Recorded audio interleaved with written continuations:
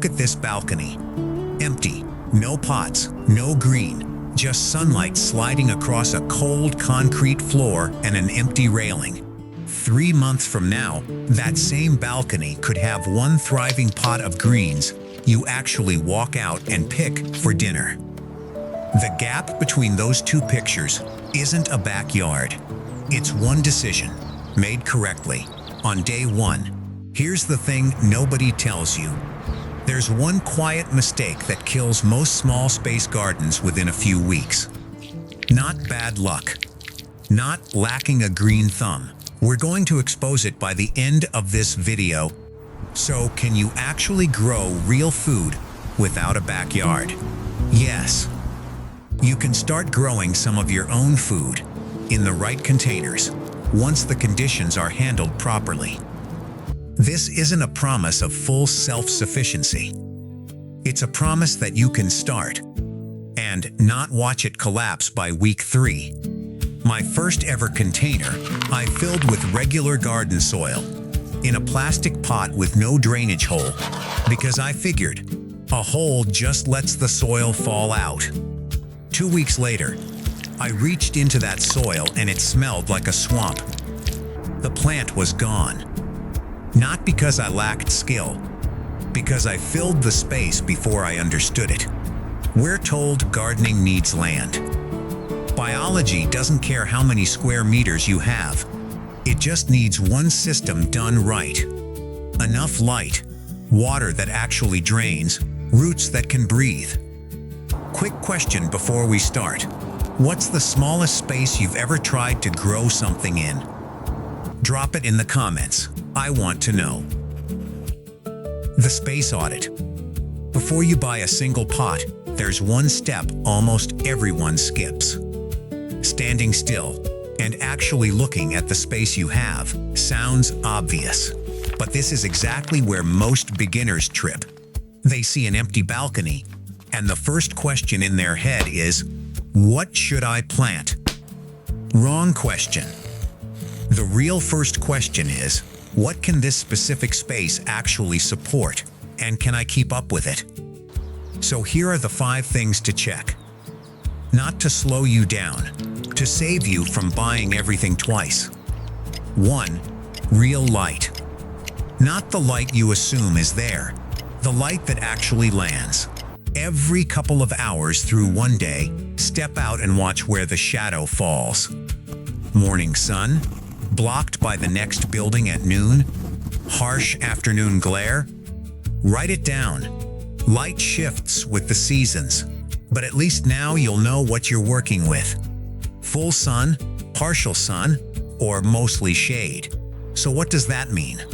This one number decides everything you can grow later. Not a guess. Not a viral list you copy and hope fits your actual balcony. 2. Is the spot safe? Can the floor hold wet soil and a full container? Does the pot block a walkway, an emergency exit, or risk getting knocked off by wind? This matters more the higher up you are. We're not structural engineers. If you're not sure what your floor or balcony can safely hold, ask your building manager or someone qualified before placing anything heavy. When in doubt, go smaller. 3. Where does the water go? This is exactly what I skipped in that story earlier. When you water, where does the runoff land? Does it stain your floor? Drip onto a neighbor's balcony below? If the answer is not sure, that's your sign to add a drip tray or change the spot. 4. How far is water? You'll be watering this daily, maybe twice a day in summer heat. If that means hauling a jug through 3 doors from the kitchen, honestly, you'll quit within 2 weeks. Not from laziness, from a system that's too inconvenient to keep up. 5. Room to actually work. This is the one people forget most. They plan where the pot sits, but not where they stand. To water, to check the soil, to turn the pot toward the sun. A small garden still needs space for you to move in it, not just space for a pot to exist. One quick tip. Most phones have a compass or light meter app that can confirm which way your balcony faces faster than watching shadows all day. Now look back at that empty balcony. It's not a vague blank space anymore. It has a marked light zone, a known drainage path, and room for you to stand and work. That's the real foundation. Not the pot, not the plant yet. Knowing your space is step one. But there's a bigger mistake waiting in step two. The wrong container can undo everything you just got right here. Container and soil. Okay, you know your space now. This is where most people rush. Not from lack of knowledge, just from excitement. Picture it this way. Out in the ground, roots have an entire world to spread into. Air pockets, drainage paths carved out by years of worms and insects. In a pot, you take that whole world and squeeze it into a plastic box. If you don't rebuild breathing room and drainage for those roots, you've basically sealed them into an airtight container. That's exactly what happened with my swamp-smelling pot. It didn't die from too little water. It died from too much water with nowhere to go. Roots sitting in standing water, running out of oxygen, rotting from the inside out. That smell was the roots suffocating. So, rule one, non-negotiable. The container needs a drainage hole. No exceptions.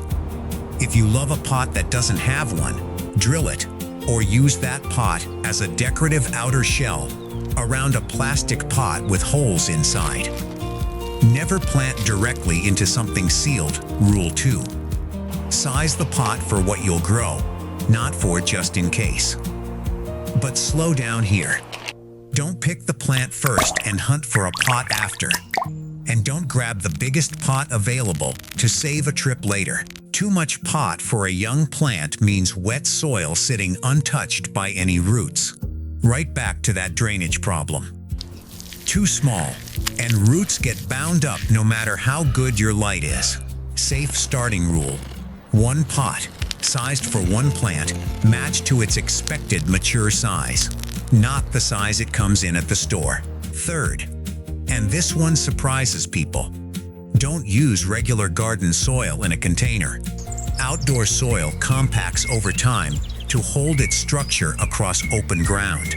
Cram that same soil into a small pot, and it packs down even tighter, trapping water in a dense, airless mass. You need a proper container mix, blended to hold moisture and drain, with actual air pockets for roots. It's barely more expensive than garden soil. It just treats your roots completely differently. At this point, you might be thinking, that's a lot just for one pot of greens. I get that. But here's something more important than the technique. Your garden should feed your life, not become a second unpaid job. If this is starting to feel heavy, it's probably not that you're bad at this. It's that you're trying to do too much at once, instead of one thing correctly. That's why this whole video circles back to one pot. Not 10. Not the whole balcony filled by week 1. Real talk before we move on. Have you ever bought the wrong pot or the wrong soil and only found out once it was too late? Tell me in the comments. Your story might save someone else from the exact same mistake. So now you've got an assessed space, the right container, the right mix. Sounds like enough to start, right? Not quite. There's one last call left, and if you get it wrong, it undoes every right decision you just made. It's also the quiet mistake I promised to expose from the start. The real mistake? This is the moment that undoes everything you just did right. You've got the right space, the right pot, the right mix. The instinct now is to open your phone, scroll a 10 easiest plants for beginners list, and buy based on that. This is exactly the quiet mistake I promised to expose. That viral list doesn't know how many hours of sun your balcony actually gets. It doesn't know how deep your pot is.